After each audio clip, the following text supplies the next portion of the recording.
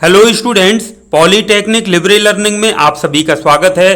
तो बच्चों, CNC machine and automation का चैप्टर 3 जिसका टाइटल है पार्ट प्रोग्रामिंग, इसको आज हम कंप्लीट करने जा रहे हैं। जैसा कि हम हमेशा करते हैं, सिलेबस के अकॉर्डिंग पूरा चैप्टर एक ही वीडियो में कंप्लीट करते हैं। तो जल्दी से सिलेबस पर एक नज़र डाल लेते हैं। आप देख पा रहे हैं पार्ट प्रोग्रामिंग, जिसके लिए 12 पीरियड निर्धारित हैं। पार्ट प्रोग्रामिंग क्या है and basic concepts of part programming, NC words क्या होते हैं, पार्ट प्रोग्रामिंग फॉर्मेट्स क्या होते हैं, simple programming for rational components. इसके बाद है part programming using canned cycles. उसके बाद सब रूटीन्स एंड डू लूप्स क्या होता है, टूल ऑफसेट्स क्या होता है, कटर रेडियस कंपेंसेशन क्या होता है एंड वियर कंपेंसेशन क्या होता है। ये आपके सिलेबस में निर्धारित है। तो चलिए, शुरुआत करने से पहले हम जल्दी से देख लेते हैं एनसी सिस्टम होता क्या है। एनसी सिस्टम मतलब न्यूमेरिकल कंट्रोल सिस्टम, चाहे सीएनसी सिस्टम बोल दीजिए, इसको हम समझते हैं। तो बच्चों, जो काम हम हमेशा करते हैं वो काम आपको मैं फिर से बता देता हूं। मैं आपको समझा रहा हूं, शब्दों का अर्थ समझते हुए बहुत ही सरल तरीके से पूरा चैप्टर हम फिनिश करेंगे। आपका जो काम है, नोटबुक सामने रखिए, पेन लेकर के उसको नोट साथ में मेरे मैं जो बताता चल रहा हूं उसको आपको लिखते चलना है। लिखने में यदि टाइम लग रहा हो, मैं तेजी से आगे बढ़ रहा हूं, तो आपको उसको स्क्रीनशॉट कर लीजिए, उसको रख लीजिए, बाद में कंप्लीट कर लीजिए। लेकिन आपको भी एक ही बार में पूरा चैप्टर कंप्लीट करना है, जैसा कि मैं करता हूं।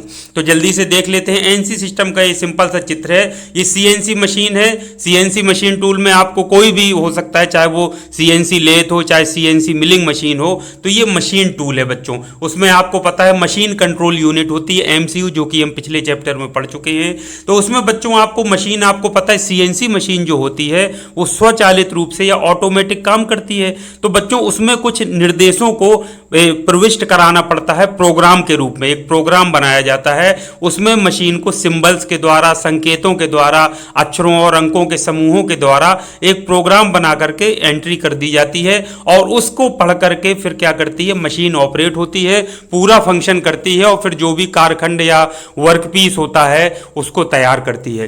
तो यहां पर अब आप देखिए कि प्रोग्राम ऑफ इंस्ट्रक्शंस, यानी कि निर्देशों का एक प्रोग्राम बना करके किसमें प्रविष्ट कराया, ये जो सीएनसी का एमसीयू यानी मशीन कंट्रोल यूनिट है।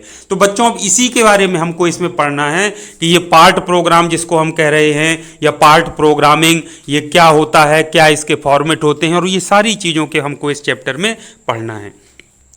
तो शुरुआत सबसे पहले हम कर लेते हैं पार्ट प्रोग्राम।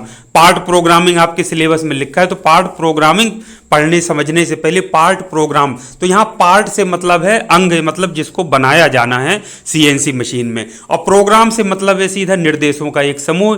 तो कोई पार्ट का निर्माण करने के लिए जो हम निर्देशों का समूह तैयार करते हैं, उसी को बच्चों कहते हैं पार्ट प्रोग्राम।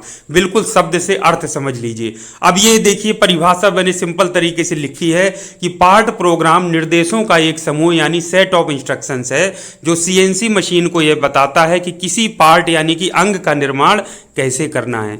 तो बिल्कुल सरल तरीके से बच्चों समझ लिया क्या है पार्ट प्रोग्राम। यह निर्देशों का एक समूह है जो सीएनसी मशीन को यह बताता है कि किसी पार्ट या अंग का निर्माण कैसे करना है।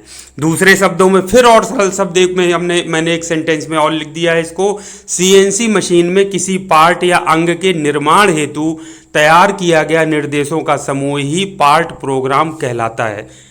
क्लियर है बच्चों? पार्ट यानी हमको एक अंग का निर्माण करना है सीएनसी मशीन में, उसके लिए हम निर्देशों का जो समूह तैयार करते हैं, जो निर्देश तैयार करते हैं, सेट ऑफ इंस्ट्रक्शंस, उसी को हम बोलते हैं पार्ट प्रोग्राम, जो कि सीएनसी मशीनों में इस्तेमाल किया जाता है। तो बिल्कुल आपको समझ में आ गया। तो पार्ट प्रोग्राम के द्वारा ही सीएनसी मशीन में जो कटाई औजार यानी कटिंग टूल होता है, एवं जो अन्य संक्रियां यानी ऑपरेशंस होते हैं, उनको नियंत्रित किया जाता है।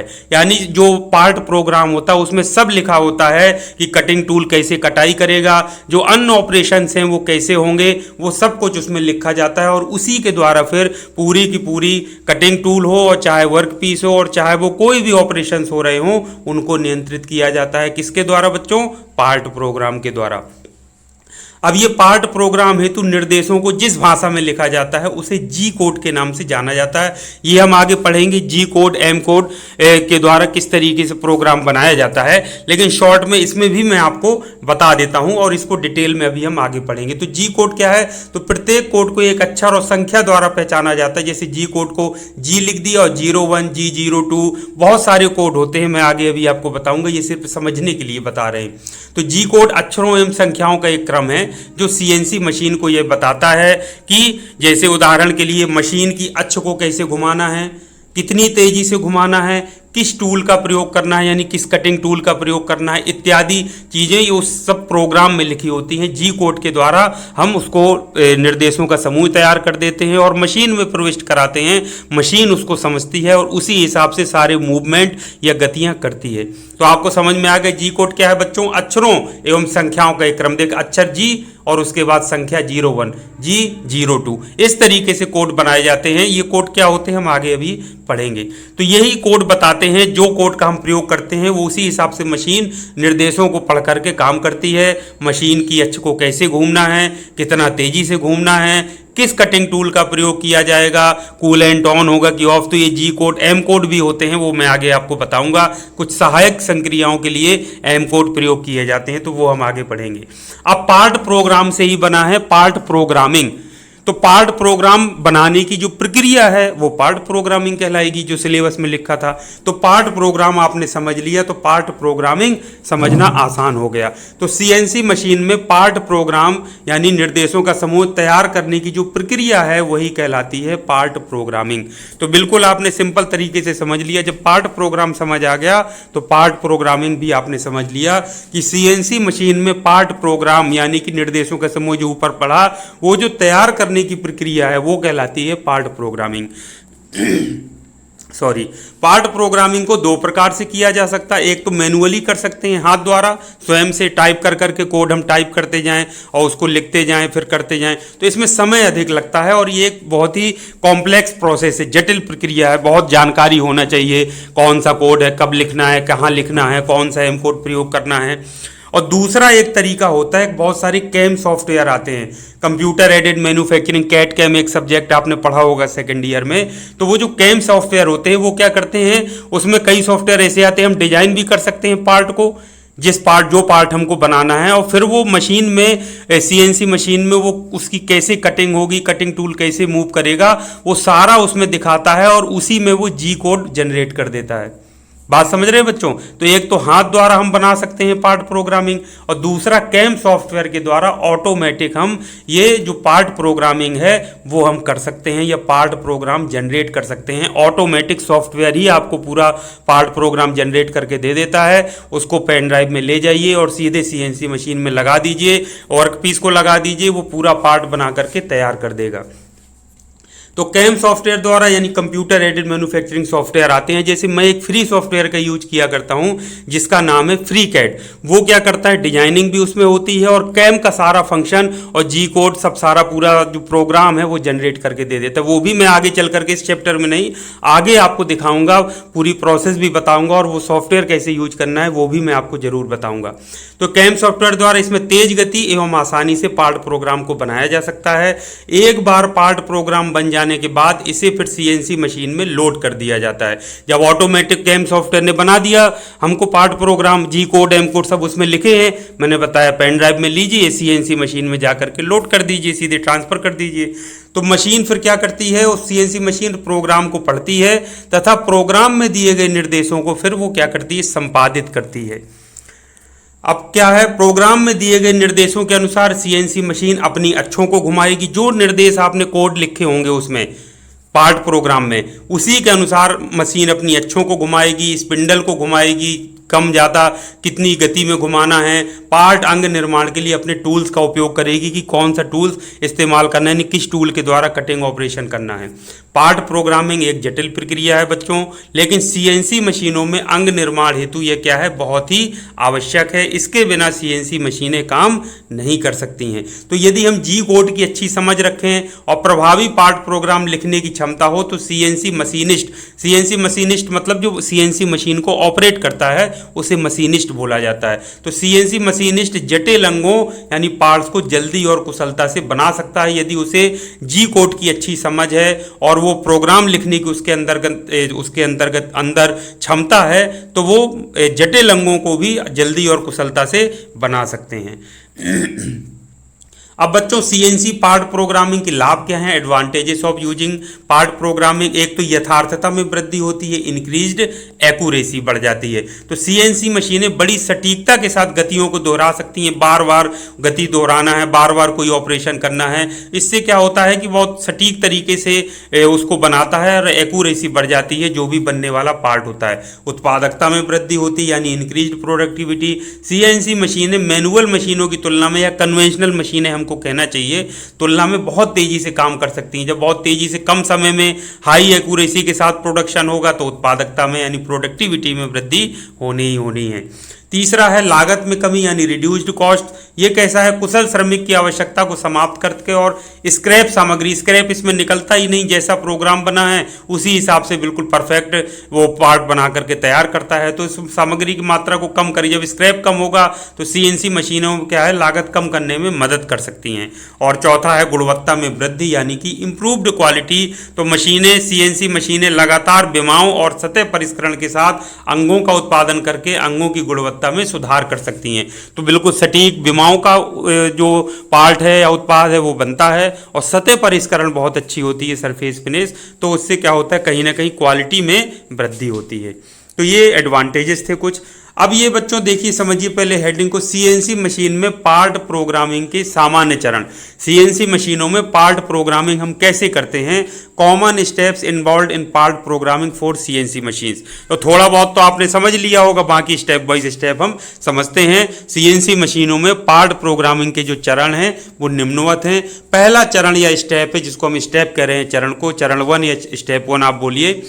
Cat CAM design. सबसे पहले कैट कैम जो सॉफ्टवेयर आजकल आते हैं, बहुत सारे सॉफ्टवेयर आते हैं, मैं आपको अलग से एक वीडियो जब बताऊंगा, जब मैं फ्री सॉफ्टवेयर फ्री कैट जिसकी बात कर रहा था तब मैं उसमें आपको डिटेल में बताऊंगा। तो पार्ट प्रोग्रामिंग में पहला स्टेप, निर्माण किए जाने वाले अंग यानी जिस पार्ट को आपको बनाना है उसका 3D CAD computer aided design model बनाया जाता है। कंप्यूटर में क्या करते हैं, वो जो कैट कैम सॉफ्टवेयर होता है उससे क्या करते हैं, उस पार्ट की डिजाइनिंग करते हैं, उसका मॉडल बनाते हैं, 3D मॉडल। तो ये जैसे सॉलिड वर्क्स है, ऑटोकैड है, केटी है, जैसे विशेष सॉफ्टवेयर आते हैं जो उसका पूरा का पूरा मॉडल बना करके तैयार कर देते हैं।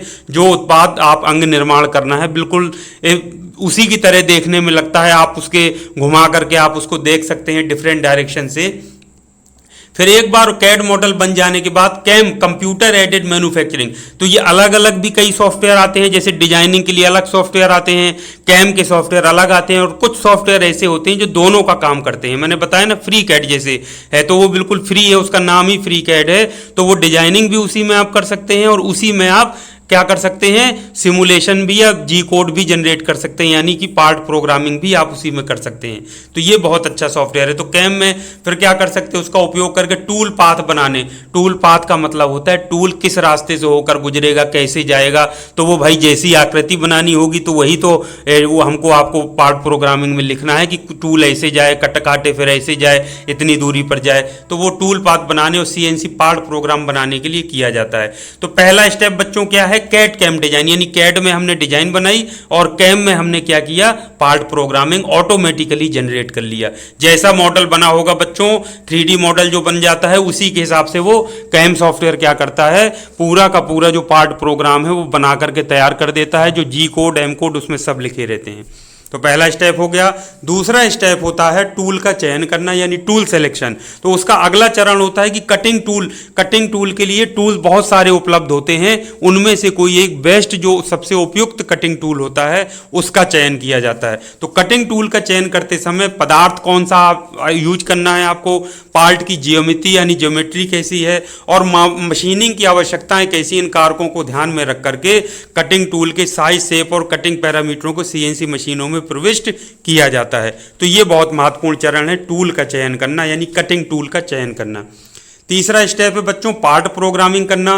तो आपसे बता दिया कि ऊपर मैंने बताया था कि सीएनसी मशीनों में पार्ट प्रोग्राम यानी निर्देशों का समूह करने की प्रक्रिया पार्ट प्रोग्रामिंग कहलाती है। इसको दो प्रकार से कर सकते हैं, मैनुअली भी कर सकते हैं, खुद से हम कोड टाइप करते जाएं और लिखते जाएं और प्रोग्राम बना लें, और दूसरा होता है कैम सॉफ्टवेयर के जो ऊपर से बताया है, तेज गति से और आसानी से स्वचालित रूप से हो जाता है तो बना सकते हैं।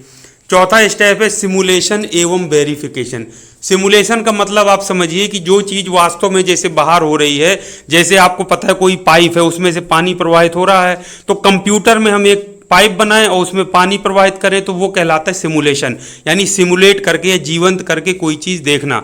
तो कंप्यूटर में क्या करते हैं हम, सिमुलेशन यानी जो कटिंग टूल है वो पार्ट का निर्माण कैसे करेगा, कटिंग टूल कैसे मूव करेगा, कैसे पदार्थ रिमूव होगा, वो पूरा उसमें कंप्यूटर में करके दिखाता है, उसको कहते हैं सिमुलेशन। तो ये सिमुलेशन एवं वेरिफिकेशन ये एक चौथा स्टेप है। तो मशीन पर सीएनसी प्रोग्राम चलाने से पहले हम क्या करते हैं, सिमुलेशन सॉफ्टवेयर यानी कैम सॉफ्टवेयर का उपयोग करके प्रोग्राम की सटीकता को सत्यापित करते हैं। तो ये क्या करता है, जब हम कंप्यूटर में ही चला करके देख लेते हैं तो उससे संभावित त्रुटियों, कहीं टक्कर तो नहीं हो रही है, किसी चीज़ के आपस में टकरा रहे हों, और अन्य समस्याओं की पहचान करने में मदद करता है जो मशीन को नुकसान पहुंचा सकते हैं या दोषपूर्ण जो पार्ट हैं उनका उत्पादन कर सकते हैं।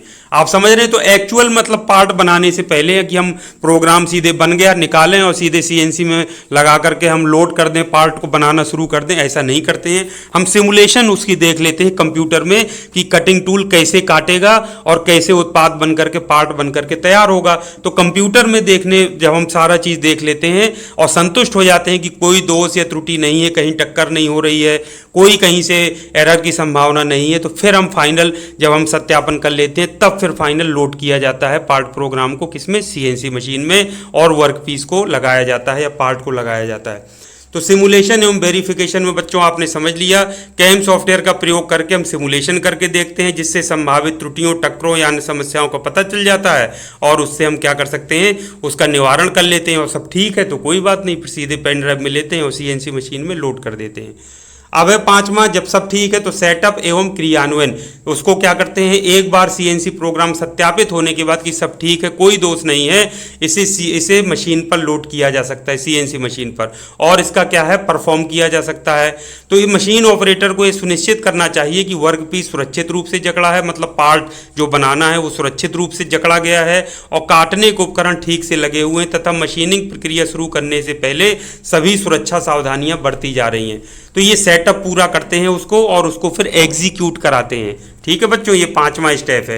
तो इस तरीके से बच्चों क्या है, आपने देखा कि 5 स्टेप के द्वारा फिर इसको हम क्या सेटअप करके उसको एग्जीक्यूट करा देते हैं प्रोग्राम को, और फिर वो पार्ट बन करके तैयार हो जाता है। मशीन जब पार्ट बना करके तैयार कर देगी तो वहीं पर रुक जाती है, फिर आप उसको निकाल लीजिए और आपका पार्ट रेडी हो जाएगा जो आप बनाना चाहते थे। तो ये सेटअप का मतलब होता है जो ऑपरेटर है, जो मशीन चलाने वाला है, सब सुरक्षा व्यवस्था को देख ले कि सब चीज़ें ठीक है कि नहीं, वर्क पीस ठीक से लगा है कि नहीं, कटिंग टूल ठीक से लगा है कि नहीं लगा है, सभी सुरक्षा सावधानियां बरती गई हैं कि नहीं, उसको कहते हैं पूरा मशीन सेटअप करना और उसको एग्जीक्यूट करना यानी क्रियान्वित कराना। तो ये 5 स्टेप में हम क्या कर सकते हैं बच्चों, पूरे के पूरे ये 5 स्टेप आपने देखे।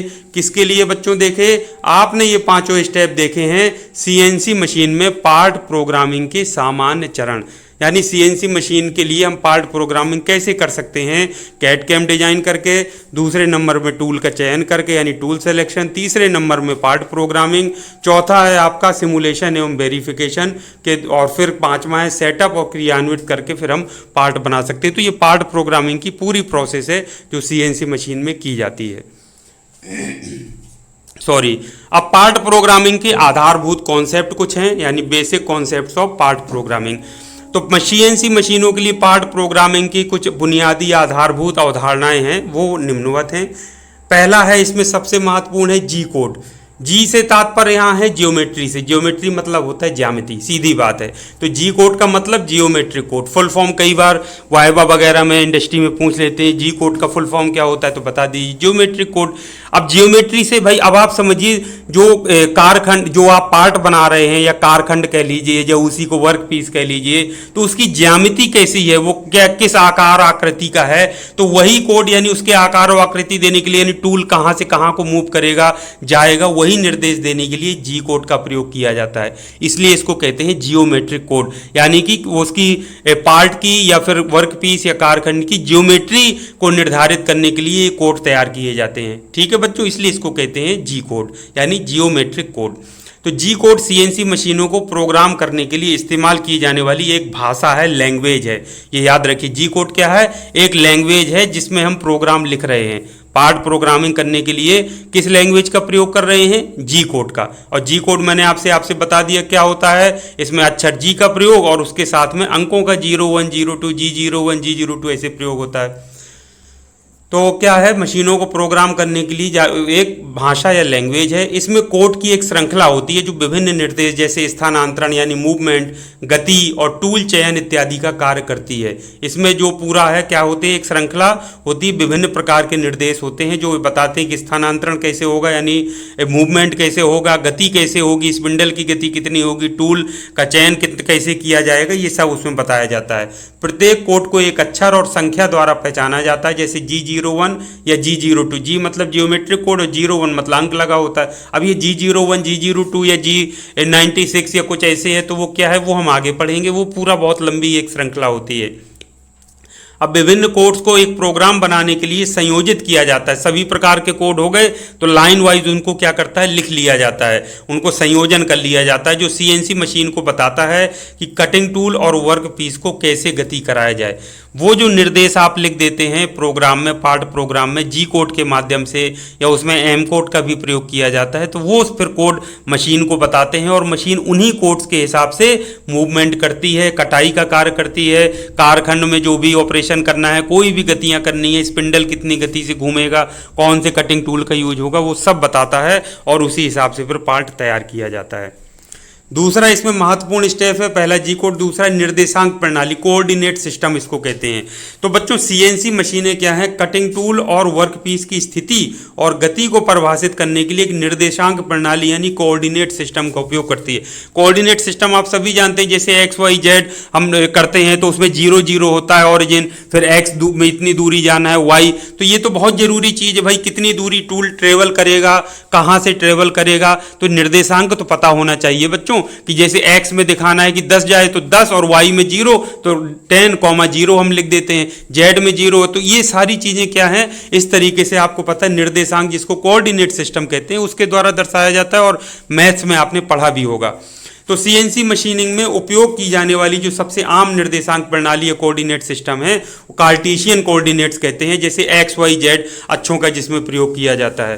कार्टेशियन कोऑर्डिनेट में क्या होता है, टूल और वर्कपीस के स्थान को परिभाषित करने के लिए एक्स वाई तथा जेड अक्षों का प्रयोग करते हैं कि जो कोई भी कटिंग टूल है या कोई वर्क पीस है तो वो कितनी दूरी पर है, एक्स में इतनी दूरी पर, वाई में इतनी दूरी पर और जेड में इतनी दूरी पर। तो ऐसे ही तो बेटा प्रदर्शित किया जाता है गणित में कोई बिंदु परिभाषित करने के लिए, तो वो दूरी को दर्शाने के लिए कार्टेशियन कोऑर्डिनेट्स बोलते हैं। इसी तरीके से और भी कोऑर्डिनेट्स होते हैं, जैसे ध्रुवीय निर्देशांक, पोलर कोऑर्डिनेट्स बोलते हैं जिनको, या सिलिंड्रिकल कोऑर्डिनेट्स, बेलनाकार निर्देशांक, और अन्य निर्देशांक प्रणाली भी होती है, उनका उपयोग किया जा सकता है विशिष्ट अनुप्रयोगों के लिए। तीसरा है बच्चों महत्वपूर्ण टूल पाथ। टूल पाथ मतलब टूल से मतलब यहाँ कटिंग टूल से है, पाथ मतलब है रास्ता से, पथ जिसको हम बोलते हैं। तो टूल पाथ उस पथ या रास्ते को कहते हैं जो कटिंग टूल किसी अंग यानी पार्ट का निर्माण करने के लिए अनुसरण करता है।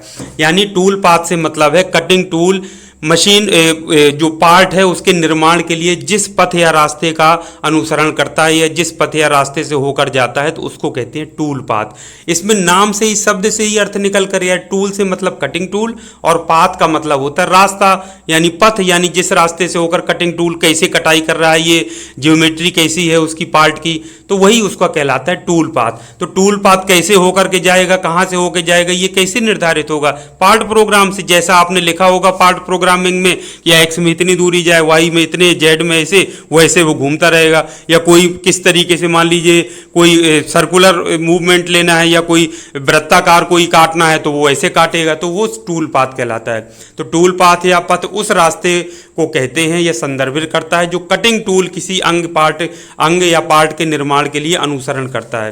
तो जी कोड तथा एम कोड का उपयोग करके सीएनसी प्रोग्राम में टूल पथ को परिभाषित किया जाता है। हम प्रोग्राम में सीएनसी प्रोग्राम या पार्ट प्रोग्राम जो होता है उसमें वही तो हम बच्चों बताते हैं कि टूल इस रास्ते से होकर गुजरेगा, ये पथ फॉलो करेगा, इस तरह से जाएगा, उसी को टूल पाथ कहते हैं। तो टूल पाथ को क्या करते हैं बच्चों, कैम यानी कंप्यूटर एडेड मैन्युफैक्चरिंग सॉफ्टवेयर का उपयोग करके स्वचालित रूप से हम बना सकते हैं। मैंने ऊपर आपसे बताया इतनी बार कि कैम सॉफ्टवेयर में वो स्वयं कोड जनरेट कर देता है सारा, कि टूल कहाँ से कैसे होकर के जाएगा, वो प्रोग्राम में अपने आप लिख जाता है। या फिर हम मैनुअली भी बना सकते हैं, खुद टाइप कर करके लिखते जाएं कि एम जो G01 का मतलब है इतनी दूरी पर, फिर कोऑर्डिनेट्स बताएं, फिर ये टाइप करते जाएं, तो बहुत लंबा हो जाता है, बहुत उबाऊ काम होता है और बड़ा मुश्किल भी होता है। ये है।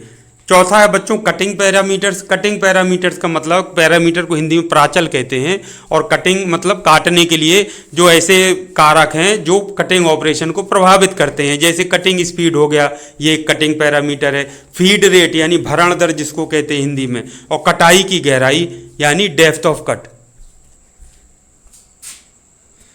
तो इस तरीके से बच्चों आप क्या कर सकते हैं, इसको पूरा कटिंग पैरामीटर को हम क्या करते हैं, परिभाषित कर सकते हैं। तो कटिंग पैरामीटर क्या है? कटिंग पैरामीटर से तात्पर्य ऐसे कारकों से है जो कटिंग ऑपरेशन को प्रभावित करते हैं, जैसे कटिंग स्पीड, फीड रेट और कटाई की गहराई यानी डेप्थ ऑफ कट। तो ये हो गया कटिंग पैरामीटर। नेक्स्ट है सुरक्षा सावधानियां, सेफ्टी प्रिकॉशंस। तो सीएनसी मशीनों में क्या है बच्चों, खतरनाक हो सकती हैं अगर उनको ठीक तरह से संचालित न किया जाए या सुरक्षा सावधानियां ना बरती जाएं। तो सीएनसी प्रोग्राम में ये सुनिश्चित करने के लिए आदेश शामिल किया जाता है, मतलब इंस्ट्रक्शंस लिख दिया जाता है कि मशीन सुरक्षित सीमा के भीतर संचालित हो। मतलब जैसे अब आप सोचिए, स्पिंडल की स्पीड की भी एक लिमिट होती है ना, तो हम इतनी हाई स्पीड लिमिट ना लिख दें कि पूरा जो है तो मशीन डिस्टर्ब हो जाए, या कोई ऐसा निर्देश ना लिख दें कि पूरा जो है तो असुरक्षित तरीके से मशीन कार्य करने लगे। इसका विशेष ध्यान दिया जाता है। तो बच्चों मशीन ऑपरेटर को क्या है, सभी सुरक्षा दिशा निर्देशों का पालन करना चाहिए, जैसे कि उपयुक्त व्यक्तिगत सुरक्षा उपकरण भी पहन के रहे, जो पीपीई किट जिसको बोलते हैं, और ये सुनिश्चित करना कि वर्कपीस सुरक्षित तरीके से जकड़ा है, ये तो नहीं लूज कस दिया हो और मशीनिंग ऑपरेशन के दौरान वो खुल के निकल जाए। ये सब सावधानियां उसको बरतनी चाहिए, इनको बोलते हैं सुरक्षा सावधानियां, सेफ्टी प्रिकॉशंस।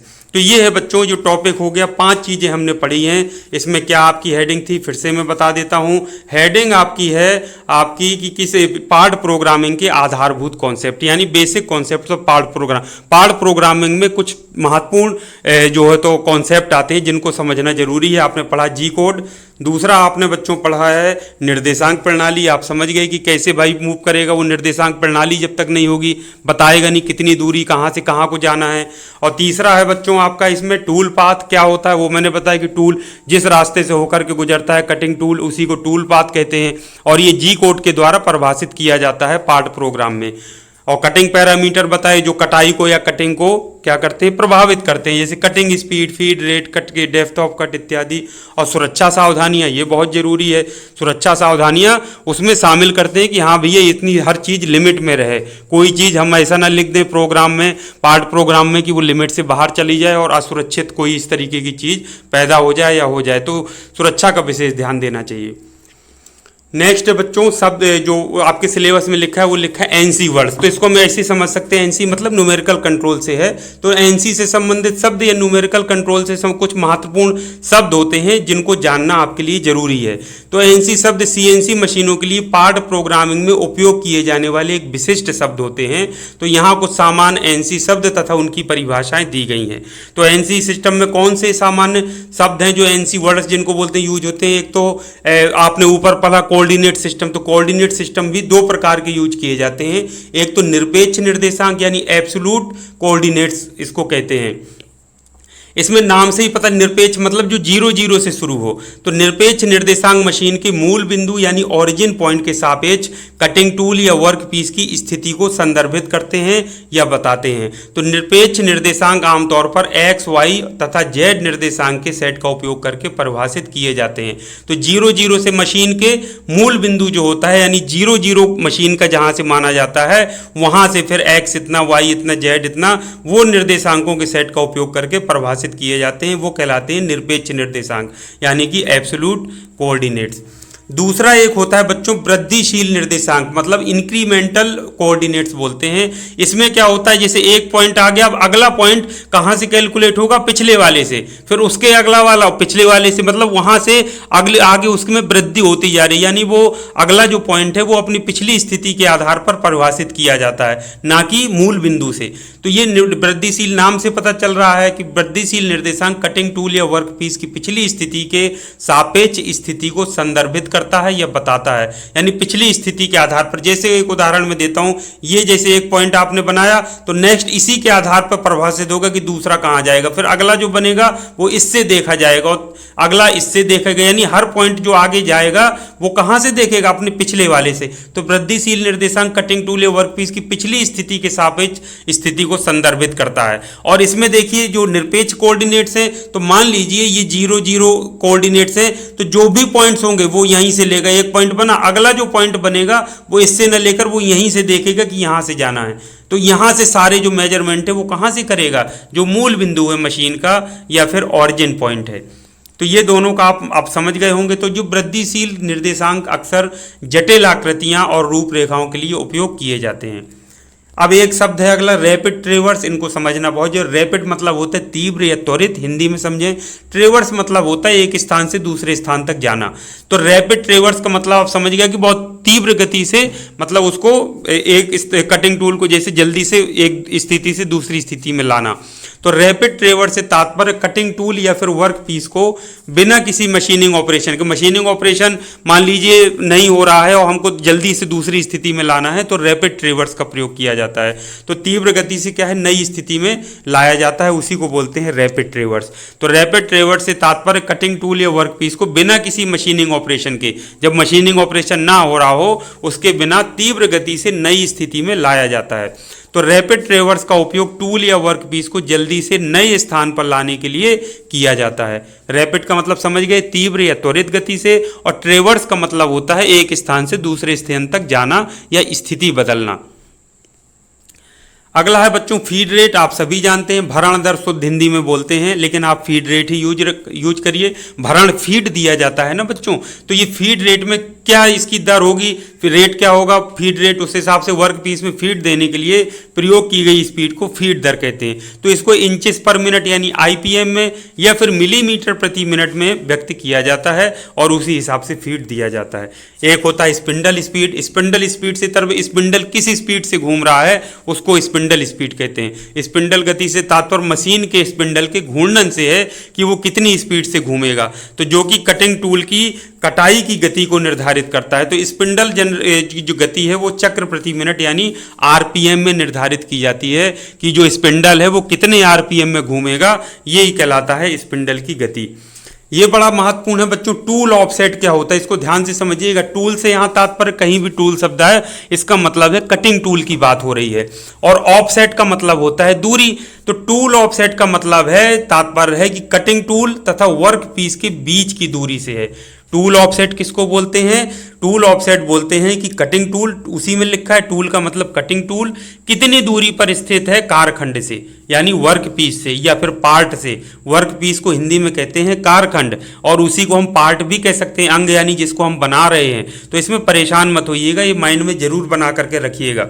तो टूल ऑफसेट से क्या तात्पर्य है, टूल ऑफसेट से मतलब है कि जो कटिंग टूल है वो कारखंड से कितनी दूरी पर है, यानी हम कह सकते हैं टूल ऑफसेट से तात्पर्य कटिंग टूल तथा वर्क पीस के बीच की दूरी से है। टूल ऑफसेट ये बताता है। तो टूल ऑफसेट का उपयोग ये सुनिश्चित करने के लिए किया जाता है कि मशीनिंग ऑपरेशन के लिए कटिंग टूल सही ढंग से स्थित है कि नहीं, उसी से तो पता चलेगा कि सही ढंग से, सही स्थिति में है कि नहीं। टूल ऑफसेट से ही भी चीज जानकारी मिलती है, उसी हिसाब से तो फिर वो सारे आगे के जो ऑपरेशन से वो करेगा। तो टूल ऑफसेट का उपयोग ये सुनिश्चित करने के लिए किया जाता है कि मशीनिंग ऑपरेशन के लिए कटिंग टूल सही ढंग से स्थित है या नहीं है, उसको कहते हैं टूल ऑफसेट। एक ये बड़ा महत्वपूर्ण टर्म है वर्क ऑफसेट। वर्क से मतलब है वर्क पीस से, ठीक है, ऑफसेट मतलब दूरी। तो वर्क ऑफसेट से तात्पर्य है कि वर्क पीस और मशीन के मूल बिंदु के बीच की दूरी कितनी है।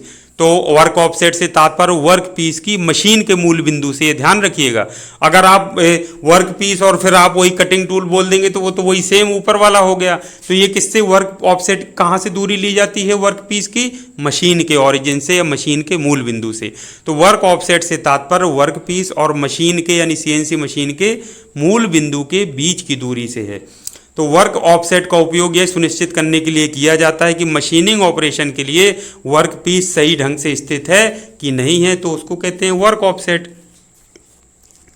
अगला है बच्चों टूल पाथ। वो फिर दोबारा आ गया, वही चीज है। टूल पाथ या उस पथ या रास्ते को प्रदर्शित करता है जो कटिंग टूल किसी पार्ट का निर्माण करने के लिए अनुसरण करता है, ऊपर जो बताया था। लेकिन चूंकि महत्वपूर्ण टर्म है तो एनसी वर्ड्स में आता है। तो जी कोड और अन्य कमांड का उपयोग करके सीएनसी प्रोग्राम में हम क्या करते हैं? टूल पाथ को परिभाषित करते हैं। तो ये कुछ महत्वपूर्ण एनसी वर्ड्स थे जो कि याद किए जाते हैं, और ये हमेशा परीक्षा के दृष्टिकोण से नहीं, आगे यदि सीएनसी मशीन सीखना है, इंडस्ट्री में काम करना है, तो ये आपको शब्द सारे बेसिक कॉन्सेप्ट समझने पड़ेंगे। यदि बेसिक कॉन्सेप्ट नहीं सीखे तो आप मशीन चलाना, सीएनसी ऑपरेट करना, उसको भूल जाइए। तो पार्ट प्रोग्रामिंग, अब बात आती है अगला टॉपिक पार्ट प्रोग्रामिंग के फॉर्मेट्स, यानी पार्ट प्रोग्रामिंग फॉर्मेट्स। तो सबसे अधिक प्रयोग में आने वाले कुछ सामान्य सीएनसी पार्ट प्रोग्रामिंग फॉर्मेट हम बात करेंगे। एक तो जी कोड, एम कोड और भी कई होते हैं, जैसे आईएसओ फॉर्मेट भी होते हैं, वो मैं आपको बताऊंगा भी। तो जी कोड है, जी कोड सीएनसी मशीनों को प्रोग्राम करने के लिए इस्तेमाल की जाने वाली भाषा है। यही आपको बार बार देखने को मिलेगा क्योंकि आपके सिलेबस में या जनरली यहाँ पर यही इसी का ही प्रयोग किया जाता है, जी कोड एम कोड का। एम कोड आगे पढ़ेंगे। तो जी कोड मतलब जियोमेट्रिक कोड, मैंने ऊपर अभी आपको पढ़ा दिया। जी कोड सीएनसी मशीनों को प्रोग्राम करने के लिए क्या है? एक भाषा या लैंग्वेज है।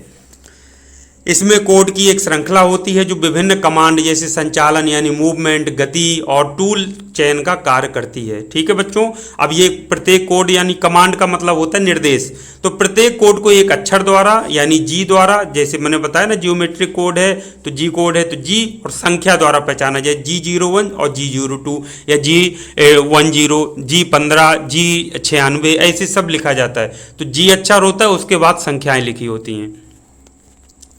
तो विभिन्न कोड्स को एक प्रोग्राम बनाने के लिए क्या करते हैं? संयोजित किया जाता है, मतलब इकट्ठा किया जाता है, लाइन वाइज लिखा जाता है, जो सीएनसी मशीन को यह बताता है कि कटिंग टूल और वर्क पीस को कैसे गति कराया जाए। यही सेम चीज ऊपर पड़ी थी, लेकिन चूंकि फॉर्मेट में ये जरूरी था तो ये फिर से आपको बता दिया। अब इसमें थोड़ा डिटेल में बताऊंगा कि कौन कौन से कोड होते हैं, उनका मतलब क्या होता है। तो अलग अलग हेडिंग में हम कोड्स की बात करेंगे, जैसे गति कोड यानी मोशन कोड्स, यानी इसमें ऐसे जो जी कोड आएंगे जो कि गति से संबंधित हैं या मोशन से संबंधित हैं। जैसे G00 जो होता है वो रैपिड पोजीशनिंग के लिए यूज किया जाता है। क्या होता है G00? रैपिड पोजीशनिंग के लिए, यानी moves the tool quickly to a specified position without cutting, यानी बिना काटे टूल को यानी कटिंग टूल को एक नई स्थिति में लाने के लिए, यानी हमको लाना है तो हम G00 का प्रयोग करेंगे। रैपिड पोजीशनिंग, रैपिड मतलब तीव्रता से, पोजीशनिंग मतलब स्थिति में लाना। तो moves the tool quickly to a specified position without cutting, बिना काटे बहुत तीव्र गति से कटिंग टूल को एक स्थिति में लाने के लिए, एक निश्चित स्थिति में लाने के लिए रैपिड पोजीशनिंग यानी G00 कोड का प्रयोग किया जाता है। नेक्स्ट है बच्चों G01, इसको यूज किया जाता है लीनियर इंटरपोलेशन। ये इंटरपोलेशन शब्द बहुत बार बार आएगा, आपको परेशान करेगा। इंटरपोलेशन मैथमेटिक्स के जो बच्चे होते हैं वो पढ़ते हैं। अब पॉलीटेक्निक के सिलेबस में है कि नहीं मुझे याद नहीं है। हायर जो इंजीनियरिंग के जो बच्चे होते हैं वो मैथमेटिक्स में इंटरपोलेशन पढ़ाया जाता है। इंटरपोलेशन का मतलब होता है, आप जरूर माइंड में बैठा लीजिए, जैसे एक बिंदु ये है दूसरा बिंदु ये है। अब कटिंग टूल को मान लीजिए यहाँ पर है और उसको यहाँ से यहाँ तक जाना है, तो वो बताइए कैसे ट्रेवल करेगा, बीच के बिंदु कैसे हैं, सीधे हैं, बीच में ऐसे मान लीजिए हैं, या हो सकता है घुमावदार इस तरीके से हो या इस तरीके से हो, ये बीच में। तो ये एक बिंदु से दूसरे बिंदु के बीच के जो पॉइंट्स होते हैं वो निकालने के लिए इंटरपोलेशन किया जाता है, यानी इंटरमीडिएट पॉइंट्स ज्ञात करने के लिए, दो बिंदुओं के बीच के इंटरमीडिएट पॉइंट्स ज्ञात करने के लिए इंटरपोलेशन का प्रयोग किया जाता है। तो ये लीनियर इंटरपोलेशन मतलब सीधी रेखा में अगर गति कराना है तो लीनियर इंटरपोलेशन सीधा मतलब है, यानी बिल्कुल जो इसके बीच के पॉइंट्स होंगे बिल्कुल सीधी रेखा में स्ट्रेट होना चाहिए, तभी तो टूल यहाँ से स्टार्ट करेगा और बिल्कुल सीधी रेखा में गति करके यहाँ पहुँच जाएगा, तो उसको लीनियर इंटरपोलेशन कहते हैं। तो ये क्या करता है, G0 moves the tool in a straight line at a specified feed rate, एक निश्चित फीड रेट से जो टूल क्या करता है बिल्कुल सीधी रेखा में गति करता है। तो इंटरपोलेशन आपने समझ लिया आसान तरीके से। दूसरा है G02 यानी सर्कुलर इंटरपोलेशन, वो भी क्लॉकवाइज। ये क्या करता है, एक बिंदु ये है, दूसरा सर्कुलर इंटरपोलेशन, अब आपको इस तरीके से जाना है तो इसके बीच के बिंदु एक ऐसे यहाँ पास पास जितने बिंदु होंगे तभी तो स्मूथ करवा आएगा, वो भी सर्कुलर वृत्ताकार क्लॉकवाइज। तो moves the tool in A clockwise arc, यानी घड़ी की दिशा में आर्क, घड़ी की एक दिशा देखिए, ये घड़ी की दिशा है और घड़ी की एक, ये इस तरीके से या तो मूव करना है तो घड़ी की दिशा है, और अगर आपको इधर से इधर की तरफ जाना है, मान लीजिए इधर से इधर, तो ये एंटी क्लॉकवाइज दिशा है। ठीक है बच्चों, एक पॉइंट से दूसरे पॉइंट के बीच में। तो इस तरीके से क्लॉकवाइज यदि आपको इस G02 बताता है सर्कुलर इंटरपोलेशन को, लेकिन घड़ी की दिशा में, यानी moves the tool in A clockwise arc, arc बनेगा यानी सर्कुलर इंटरपोलेशन है लेकिन घड़ी की दिशा में। तीसरा G03 ये सर्कुलर इंटरपोलेशन काउंटर क्लॉकवाइज, जैसे दो पॉइंट है तो यहाँ से एंटी क्लॉकवाइज, ये देखिए ये इस तरीके से पॉइंट्स बीच के, ये तो एंटी क्लॉकवाइज जा रहा है, तो ये anticlockwise moves the tool in a counterclockwise arc. G04 है ड्वेल, यानी pauses the program for a specified time, यानी एक निश्चित समय के लिए प्रोग्राम को रोक देता है। ड्वेल मतलब होता है रहना, कुछ समय के लिए पॉज हो जाना, तो इसको कहते हैं G04 से प्रदर्शित करते हैं। तो ये देखिए गति से संबंधित हो गए। अब एक है प्लेन सिलेक्शन कोड से संबंधित, प्लेन चयन कोड, यानी कौन से प्लेन में ऑपरेशन करना है वो इसके अंतर्गत कुछ कोड आते हैं, जैसे G17 XY प्लेन सिलेक्शन के लिए यूज किया जाता है, select the XY plane for circular interpolation, यानी सर्कुलर इंटरपोलेशन के लिए XY प्लेन सिलेक्ट करेंगे यदि आप G17 यूज करेंगे। G18 आप यूज करते हैं तो XZ प्लेन का सिलेक्शन होगा, चयन होगा, यानी select the XZ plane for circular interpolation. तीसरा जैसे है G19 है, मान लो G19 तो YZ प्लेन का या ZY प्लेन का सिलेक्शन या चयन करेगा, तो select the YZ plane for circular interpolation, simple है। अगले जो कोड होते हैं दूरी मोड में, यानी डिस्टेंस मोड से रिलेटेड, जैसे G90 होता है तो ये एब्सोल्यूट डिस्टेंस मोड होता है, यानी specifies that coordinates are given as absolute values from a fixed reference point, fixed reference point से यानी एब्सोल्यूट वैल्यू निरपेक्ष दूरी दी गई है वो वहीं से नापेगा। और अब बताया था ना ऊपर एब्सोल्यूट और इंक्रीमेंटल सिस्टम, G91 वो इंक्रीमेंटल के लिए होता है, यानी अगला जो पॉइंट है वो अपने पिछले वाले के आधार पर आगे बढ़ता जाएगा। तो यानी ये जैसे पॉइंट है, अगला पॉइंट ये यहाँ से दूरी देखे, इसके आगे वाला यहाँ से देखेगा, और उसमें क्या होता है बच्चों, जो एब्सोल्यूट होता है वो हमेशा ऑरिजिन से देखता है, 0 से वहीं से सारी दूरियाँ लेता है। तो ये G91 का मतलब इंक्रीमेंटल डिस्टेंस मोड हो गया। इसी तरह कटिंग टूल से संबंधित कोड, टूल रिलेटेड कोड, यानी कटिंग टूल से संबंधित जैसे G40 G40 tool radius compensation cancel, यानी cancels any active tools radius compensation, यदि टूल रेडियस कंपेंसेशन क्या होता है ये हम आगे पढ़ेंगे, तो उसको कैंसिल करने के लिए G40 का प्रयोग किया जाता है, ये कटिंग टूल से रिलेटेड। G41 यानी टूल रेडियस कंपेंसेशन लेफ्ट, यानी activates left hand tool radius compensation. G42 अगर है तो टूल्स रेडियस कंपेंसेशन राइट के लिए, यानी एक्टिवेट कर देगा right hand tool radius compensation. यदि G43 है तो टूल लेंथ कंपेंसेशन पॉजिटिव, यानी adjust tool length offset in the positive direction. G49 है तो टूल लेंथ कंपेंसेशन कैंसिल, यानी कैंसिल कर देगा any active tool length compensation. तो ये इस तरीके से कोड हैं जो प्रयोग किए जाते हैं बच्चों, किसके लिए, किसके अंतर्गत, कटिंग टूल से संबंधित कुछ कोड होते हैं। ये उदाहरण मैं आपको प्रत्येक हेडिंग के अंतर्गत दे रहा हूँ। अगला है कोऑर्डिनेट सिस्टम चयन कोड, यानी कोऑर्डिनेट सिस्टम का चयन के लिए भी कोड अलग से आते हैं, जैसे G54 से, अब आप देखिए G54 से G59 तक, ये देखिए G54 G55 G56 G58 और G59 ये वर्क कोऑर्डिनेट सिस्टम होते हैं, WCS जिसको बोलते हैं, उसको सेलेक्ट करता है। तो select one of the available work coordinate system, जो भी अवेलेबल होता है उसी हिसाब से इन कोड में से प्रयोग करेंगे तो वो उसका चयन किया जाता है। अगला है बच्चों फीड रेट मोड भी एक होता है, इसके लिए कोड यूज किए जाते हैं G94।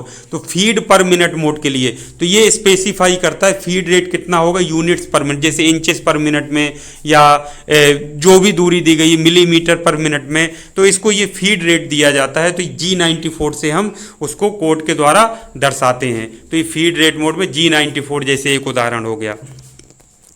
अब इसी के साथ में कुछ सहायक कोड भी प्रयोग किए जाते हैं जिसको कहते हैं एम कोड। एम से तात्पर्य है मिसलेनियस कोड। मिसलेनियस कोड मतलब क्या करते हैं, कुछ विशेष कार्यों के लिए या सहायक कार्यों के लिए इसका प्रयोग किया जाता है। ठीक है बच्चों, जैसे मान लीजिए कूलेंट हो रहा है तो कूलेंट की सप्लाई को ऑन करना है, उसको ऑफ करना है, स्पिंडल को स्टार्ट करना है, उसको ऑन करना है या ऑफ करना है, रोकना है, तो ये सब के लिए एम कोड यानी मिसलेनियस कोड का प्रयोग किया जाता है। तो एम कोड एक प्रोग्रामिंग भाषा है जिसका उपयोग सीएनसी मशीनों पर शीतलक यानी कूलेंट और स्पिंडल स्पीड नियंत्रण जैसे सहायक कार्यों को निर्धारित करने के लिए किया जाता है। तो ये मेन ज्योमेट्री बनाने से मतलब नहीं है, ये क्या करते हैं कुछ सहायक कार्य जैसे कूलेंट की सप्लाई को ऑन ऑफ करना, स्पिंडल स्पीड को नियंत्रित करना, इस तरीके के सहायक कार्यों को निर्धारित करने के लिए जिस भाषा का प्रयोग किया जाता है, जिस लैंग्वेज का प्रयोग किया जाता है उसे कहते हैं एम कोड।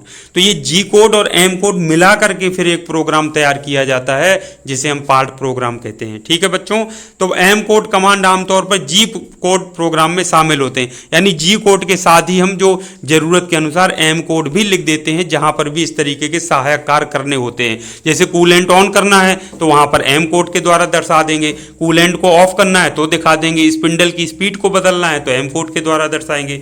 तो जी कोड एम कोड मिला करके एक फाइनली प्रोग्राम बनता है। तो इसको एम कोड को एम अक्षर के द्वारा पहचानते हैं और एम के बाद इसमें भी संख्याएं लिखी होती है, ज्योमेट्रिक कोड में जी के बाद संख्या लिखी होती है। अब जैसे इसमें कुछ स्पिंडल स्पीड के लिए देखिए, स्पिंडल नियंत्रण या स्पिंडल कंट्रोल के लिए M03 है तो स्पिंडल स्टार्ट कर देगा, लेकिन किस दिशा में, क्लॉकवाइज यानी घड़ी की दिशा में स्पिंडल चलने लगेगा अगर M03 का यूज किया तो। Starts the spindle rotation in A clockwise direction, यानी घड़ी की दिशा में स्पिंडल को रोटेट कर देगा या घूर्णन कराना शुरू कर देगा। M04 स्पिंडल स्टार्ट, स्पिंडल को स्टार्ट करेगा लेकिन किस दिशा में, काउंटर क्लॉकवाइज, घड़ी की विपरीत दिशा में। Starts the spindle rotation in a counter clockwise direction. M05 spindle stop, ये स्पिंडल को रोक देगा अगर आपने M05 किया। Stop the spindle rotation, spindle की घूर्णन को रोक देगा। M06 क्या है, tool change, performs N automatic tool change यानी ATC पढ़ाया था ना पिछले चैप्टर में। तो M06 का मतलब टूल चेंज करना है, कटिंग टूल को बदलना है ऑटोमेटिकली, उसी को ATC कहते हैं। तो M06 का कोड का प्रयोग किया जाएगा। इसी तरीके से प्रोग्राम नियंत्रण के लिए भी कुछ एम कोड प्रयोग किए जाते हैं, जैसे M00 प्रोग्राम को स्टॉप कर देगा। Pauses the program for operator intervention, यानी ऑपरेटर चाहता है कि वो प्रोग्राम अभी स्टॉप हो जाए तो M00 का कोड। M02 प्रोग्राम एंड, यानी mark the end of the program, ये प्रोग्राम का एंड कर देता है तो प्रोग्राम एंड है। M30 का प्रयोग program and reset, program end हो जाएगा और रीसेट हो जाएगी मशीन फिर से। Mark the end of the program and reset the machine. इस तरीके से बच्चों एम कोड के भी अलग अलग हेडिंग के अंतर्गत यानी विभिन्न कार्यों के आधार पर हम निर्धारण कर सकते हैं, उसी के आधार पर हम फाइनल प्रोग्राम तैयार कर सकते हैं। एक और भाषा का बहुत प्रयोग किया जाता है लेकिन हम लोग ज़्यादा इसकी बात नहीं करेंगे, सिर्फ जानकारी के लिए बता रहा हूँ। ISO स्टैंडर्ड प्रोग्रामिंग, हो सकता है किसी इंडस्ट्री में इसका प्रयोग किया जाता हो, ज़्यादातर तो जी कोड एम कोड के द्वारा ही पार्ट प्रोग्रामिंग की जाती है। ISO का फुल फॉर्म होता है इंटरनेशनल ऑर्गेनाइजेशन फॉर स्टैंडर्डाइजेशन, यानी मानकीकरण की ये एक अंतर्राष्ट्रीय संगठन है। तो वो इसके लिए प्रोग्रामिंग की ये भाषा है, उसको ISO भाषा बोलते हैं हम। तो ISO मानक प्रोग्रामिंग एक मानकीकृत प्रोग्रामिंग भाषा यानी स्टैंडर्डाइज प्रोग्रामिंग लैंग्वेज है जिसका उपयोग CNC मशीनिंग में किया जाता है। ISO प्रोग्राम एक मानकीकृत प्रारूप और सिंटैक्स का उपयोग करके लिखा जाता है। विशेष प्रकार का एक निर्धारित फॉर्मेट होता है, उसमें चिन्हों का प्रयोग किया जाता है, उसमें लिखा जाता है एक स्टैंडर्ड फॉर्मेट में, और विभिन्न CNC मशीनों के बीच अधिक पोर्टेबल बनाता है। जो विभिन्न CNC मशीनों के बीच में क्या होता है, अधिक पोर्टेबल मतलब आसानी से ले जा सकता है या उसको ये कैरी किया जा सकता है। तो ये बच्चों ISO ये कहलाता है आपका ISO स्टैंडर्ड प्रोग्राम। प्रोग्रामिंग इसको बोलते हैं। उसकी हम अब ज़्यादा बात नहीं करेंगे, सिर्फ आपको जानकारी के लिए बता दिया है। तो इसमें आपने फॉर्मेट में क्या क्या पढ़ा, जी कोड पढ़े, पूरा फॉर्मेट देखा, आपने एम कोड पढ़े और आईएसओ के बारे में भी जाना कि ये क्या होता है। अगला है बच्चों वाजिब अंगों हेतु सरल प्रोग्रामिंग यानी simple programming for rational components. वाजिब अंगों हेतु सरल प्रोग्रामिंग के जो प्रमुख चरण हैं वो निम्नवत हैं। सबसे पहले जो है वाजिब अंगों की मतलब कोई अंग है उसकी हमको क्या करना है बच्चों, प्रोग्रामिंग करना है सरल तरीके से। तो उसके क्या क्या स्टेप यानी किन किन चरणों में हम प्रोग्रामिंग करेंगे। तो रैशनल कंपोनेंट्स की प्रोग्रामिंग के लिए सबसे पहला स्टेप है वर्क पीस को परिभाषित करना। वर्क पीस को सबसे पहले परिभाषित किया जाता है। पहला चरण वर्क पीस को उसकी विमाओं तथा भौतिक गुणों के आधार पर डिफाइन किया जाता है। इस जानकारी का उपयोग मशीनिंग पैरामीटर की गणना के लिए किया जाता है, जैसे फीड रेट और स्पिंडल स्पीड। दूसरा है वर्क पीस जीरो को सेट करना, set the workpiece zero. ये वर्क पीस परिभाषित हो जाने के बाद वर्क पीस जीरो सेट किया जाता है। वर्क पीस जीरो वह संदर्भ बिंदु यानी रेफरेंस पॉइंट है जहां से सभी मशीनिंग ऑपरेशन संपादित किए जाते हैं। यानी जो भी संदर्भ बिंदु होगा, सारी जो दूरियां हैं वो वहीं संदर्भ बिंदु से ही ली जाएंगी, उसी को वो फॉलो करेगा। तो यह आमतौर पर वर्क पीस के कोने पर ले लेते हैं या फिर किसी विशिष्ट स्थान पर सेट कर दिया जाता है जिसे आसानी से पहचाना जा सके। तो उसको कहते हैं बच्चों, उसको सेट करना यानी रेफरेंस पॉइंट पर वर्क पीस को सेट करना। तो set the workpiece zero. तीसरा स्टेप होता है टूल का चयन करना, सेलेक्ट द टूल। तो अगला चरण वर्क पीस के लिए उपयुक्त कटिंग टूल का चयन करना है। टूल का चयन वर्क पीस के पदार्थ के आधार पर, वांछित सतह परिष्करण और आवश्यक मशीनिंग ऑपरेशन के आधार पर किया जाता है। ये मैं अभी ऊपर भी एक बता चुका था। स्टेप 4 है टूल पाथ को प्रोग्राम करना, प्रोग्राम द टूल पाथ। ये बताया टूल का चयन करने के पश्चात कटिंग टूल किस पथ या रास्ते से होकर जाएगा, कैसे मूवमेंट करेगा, वो इसमें परिभाषित किया जाता है और वो जी कोड के द्वारा परिभाषित किया जाता है। प्रोग्रामिंग में ऑटोमेटिक होता है कैम सॉफ्टवेयर के द्वारा। तो कटिंग टूल पथ वह पथ या रास्ता होता है जिसका उपयोग वर्क पीस से पदार्थ को काटने के लिए कटिंग टूल द्वारा किया जाता है। अब कटिंग टूल मूव करेगा, पदार्थ को रिमूव करना है तो किस रास्ते से होकर के वो पदार्थ को हटाएगा, रिमूव करेगा, वही कहलाता है टूल पथ। तो उसको प्रोग्राम करने के लिए जी कोड कमांड का प्रयोग किया जाता है। तो यह जी कोड कमांड का उपयोग करके किया जाता है जो वर्क पीस के संबंध में कटिंग टूल की गति को निर्धारित करता है। पांचवा स्टेप है बच्चों मशीनिंग पैरामीटरों को सेट करना। मशीनिंग पैरामीटर्स या प्राचल होते हैं उनको सेट करना। तो कटिंग टूल पाथ प्रोग्राम हो जाता है जब उसके बाद मशीनिंग पैरामीटर सेट किए जाते हैं। मशीनिंग पैरामीटर कौन से होते हैं, feed rate, spindle speed, cut की गहराई यानी डेप्थ ऑफ कट जो ऊपर हमने पढ़े थे। तो मशीनिंग पैरामीटर मशीनिंग किए जा रहे पदार्थ, उपयोग किए जा रहे कटिंग टूल तथा वांछित सतह परिष्करण द्वारा निर्धारित किए जाते हैं। छठा है बच्चों स्टेप 6 है प्रोग्राम को रन करा दिया जाता है, रन द प्रोग्राम।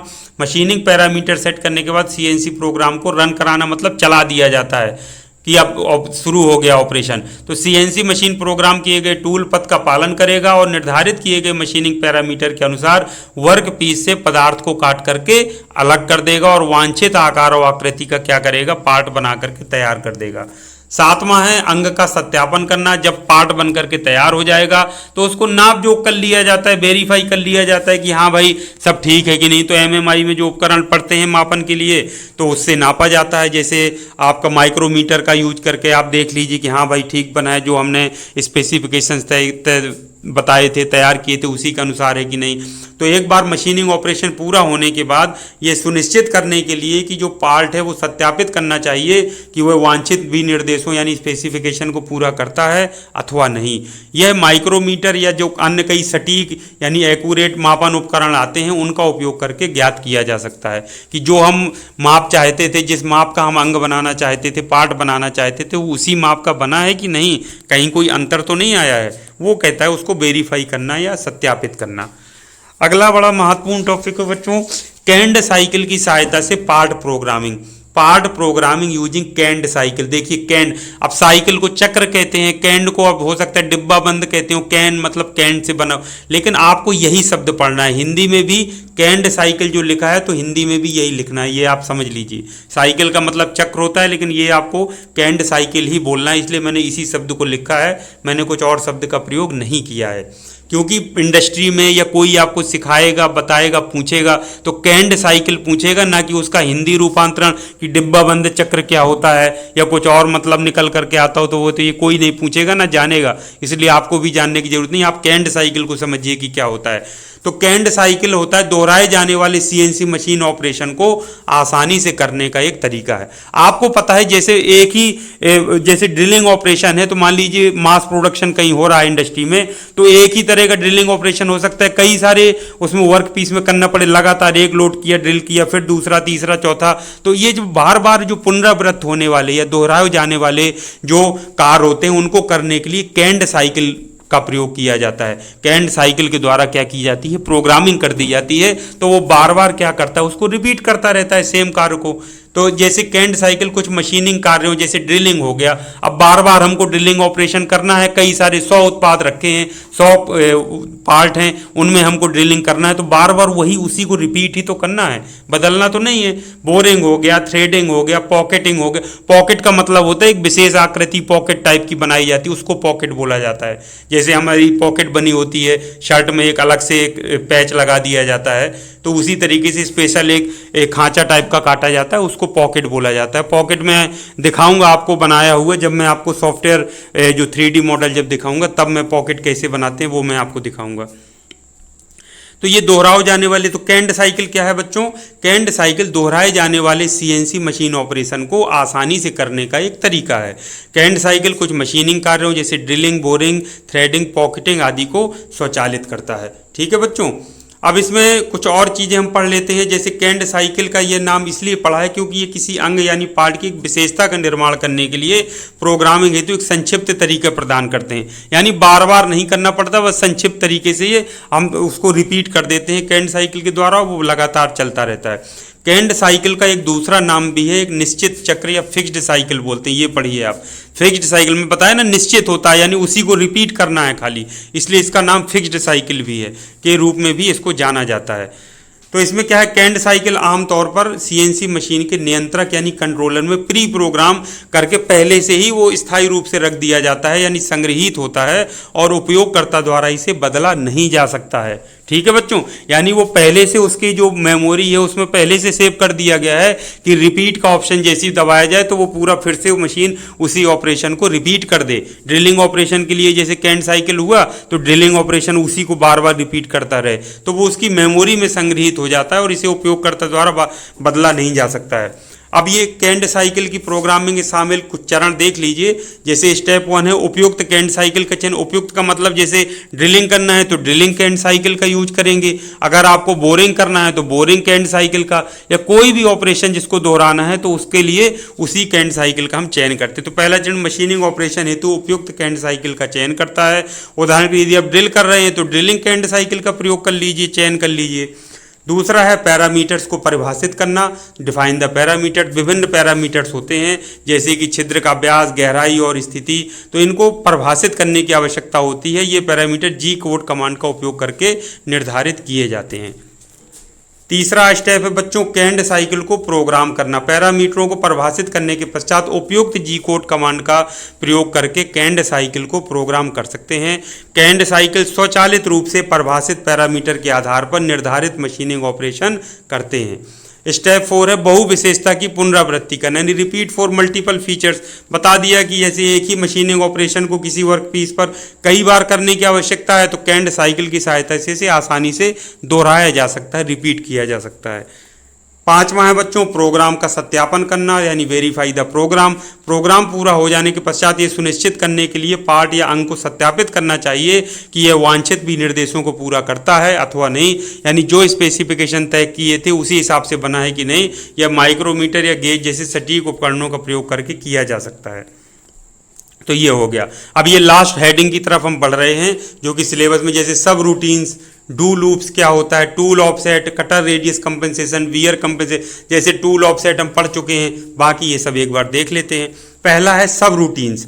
सब रूटीन्स, इसको ध्यान से शब्द को समझिएगा, हिंदी में कुछ भी हो आपको सब रूटीन्स ही समझना है।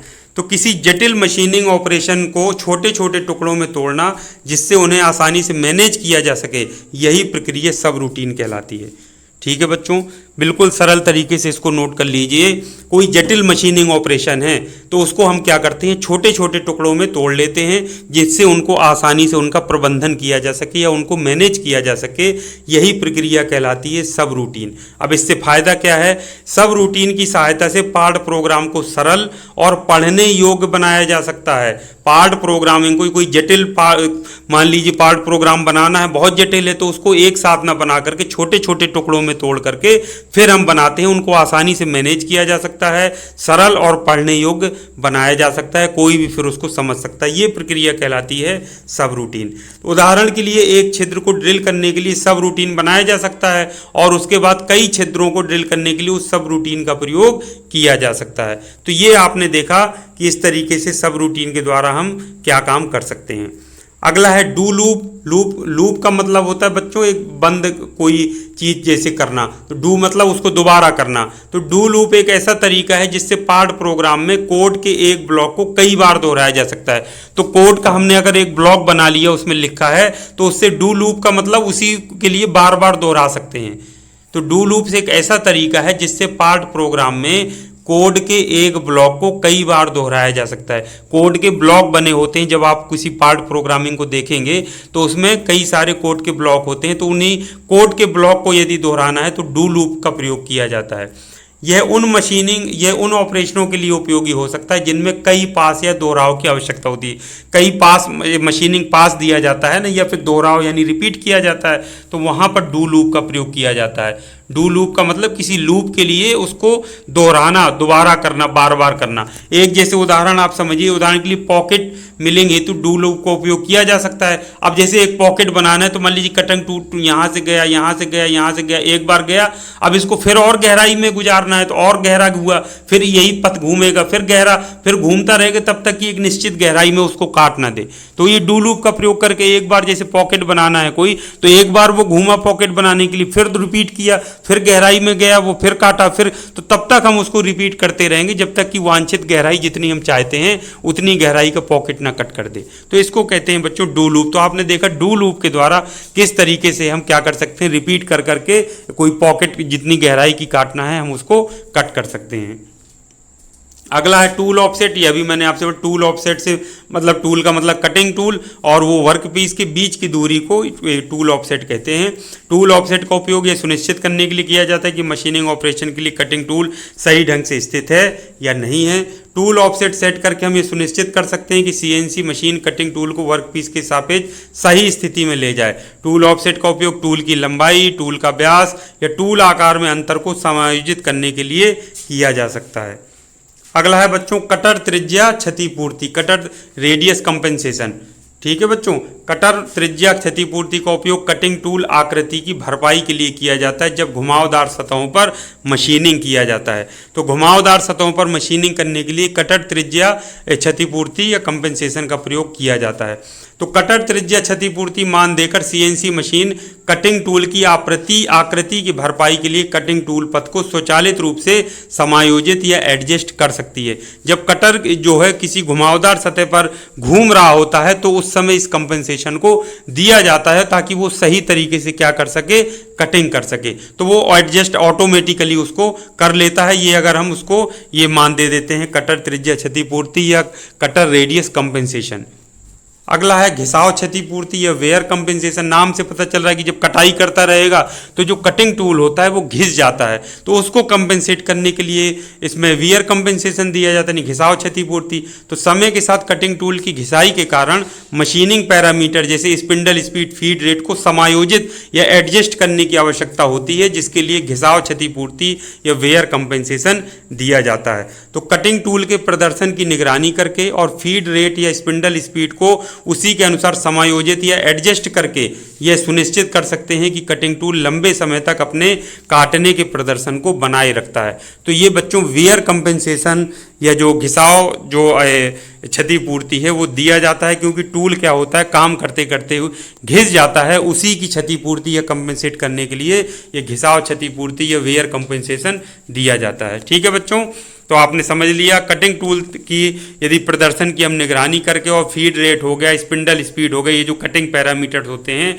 उनको हम एडजस्ट करके यानी समायोजित करके ये सुनिश्चित कर सकते हैं कि कटिंग टूल क्या है लंबे समय तक अपने काटने के प्रदर्शन को बनाए रखता है। तो इस प्रकार से बच्चों सिलेबस के अनुसार पूरा हमने पढ़ा, समझा, और ये जो चीज़ है ये रटने के उद्देश्य से आप मत इसको पढ़िए, परीक्षा में पास होने के उद्देश्य से मत पढ़िए। आगे यदि आपको सीएनसी वाली लाइन में जाना है, जो कि मैकेनिकल के लिए आज के समय में हर जगह सीएनसी मशीनों का यूज हो रहा है, कार हो रहा है, आपको एक्सपर्ट बनना है, तो ये छोटी छोटी चीज़ों को आपको समझना ही पड़ेगा। इनको आज आप समझ लेंगे तो कल के दिन सीधे आप प्रैक्टिकल कर सकते हैं, कोई आपको समझाएगा तो इन सारी चीज़ों का कॉन्सेप्ट आप समझ जाएंगे।